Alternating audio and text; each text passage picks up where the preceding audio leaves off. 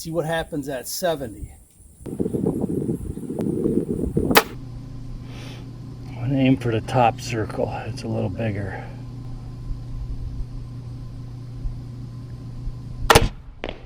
Bam! Yes! Oh, I like it. The bullseye. Look at that. That's a broadhead right there, boy. So we did the 100. Now I'm gonna bring it into 70 and see what happens at 70.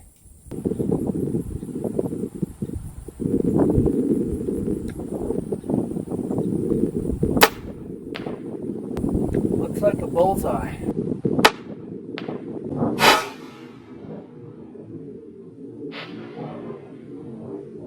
Wow, let's shoot one more. That's insane accuracy. Let's try another one at 70. I think I got another bullseye. Let's go down and check it out. It looked like darn near a Robin Hood. What the heck? Oh! Hey guys, Capper here. Welcome back. So recently I upgraded my Ravin R10 up to an R20 for a little flatter trajectory. This is when my flyers started, basically from out of the box. I would shoot fantastic groups, and then one or two totally random would be flyers. And I'm very capable at shooting. Shot at 1,000 yards, and I was an expert in the Marine Corps with rifle, but the principles are all the same with the steady hold and the bench rest and so forth. This thing has been plaguing me, you know, even down at 50 yards. At 40 and closer, it's not as pronounced, but at 50, it starts to get pronounced. I'll shoot two arrows that touch each other, and the next one will be, 5 inches the other direction. So I took it into a local authorized Ravin sales and repair facility. Me and one of the bow techs shot it, and we both agreed at 50 yards it was throwing flyers.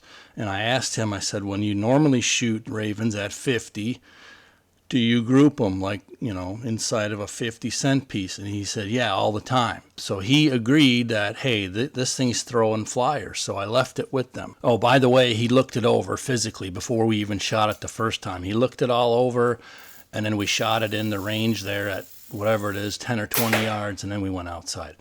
So I left it there for about a month, and I went checked back in later, and they said, yeah, you can come pick it up. We just sighted it in. Everything looks good. So I got it back home, and I was going to hunt with my son here this last week, and we took it out, and right out of the box it was 5 inches left and 5 inches down. However, the arrows were touching each other. So anyways, we worked for about an hour trying to get a decent group on that thing, and we just couldn't. It was really driving me insane because I know my shooting skill.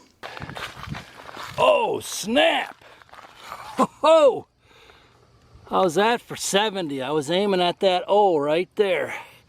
70 yards. And there is a pretty stiff wind. I'll show you on the pond, but 80, I don't see nothing good on 80 right here. Oh, crap. Well, that's a pretty damn good group, man. They're touching each other. Look at that. Okay, and with the R10, I was hitting groups at 100 yards, like literally 2 to 3 inch groups at 100 yards with the R10. So I knew this R10, should be able to shoot better. So I was so frustrated. I called my buddy Phil. I said, hey, can I borrow your backup Ravin? I just don't trust this one. So I took it over to Phil's, and I said, since he's got 2 Ravins, so I said, look this over and just see. And his first suggestion was the rollers, because I thought, well, maybe one of the roller towers are bent a little bit. So he looked at the rollers and kind of started rolling them, and he said, hey, this left roller has like a sticky spot. It's not rolling. Oh, the other thing that we noticed is there's actually 2 rollers in there. There's a small one under that main white one, and then the towers for these 2 rollers are actually spring-loaded.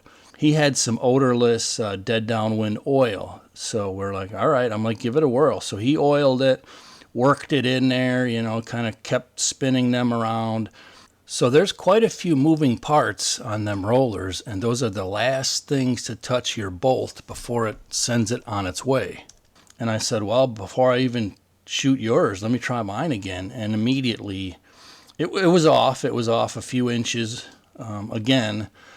but we dialed it back in, and every single shot, we started at 50, then we went to 40. Every single shot was money. 40 yards, I was able to practically touch arrows. So I shot a group like the size of a dime at 40. And at 50, it was just as accurate. So the long and the short of it is, we lubricated them wheels in the front, and it cured the flyers. It cured the accuracy issues.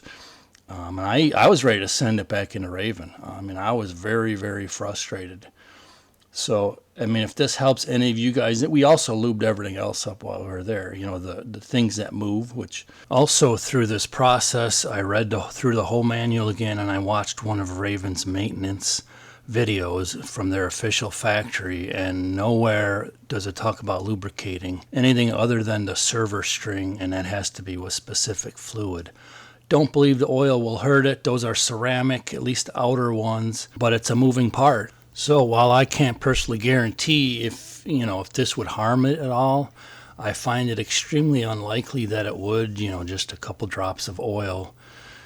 Maybe they're meant to roll dry, but in this case, there was a little rough spot on one of them, and it caused, all kinds of accuracy havoc. So take it for what it's worth, and if you use this and it works for you, that's a good deal, and best wishes looking ahead. So I just sold my R10 and I upgraded to the R20. If you missed my R10 shooting video from last year where I hit three touching each other at 80 yards, I'll put a link in the description below for that one.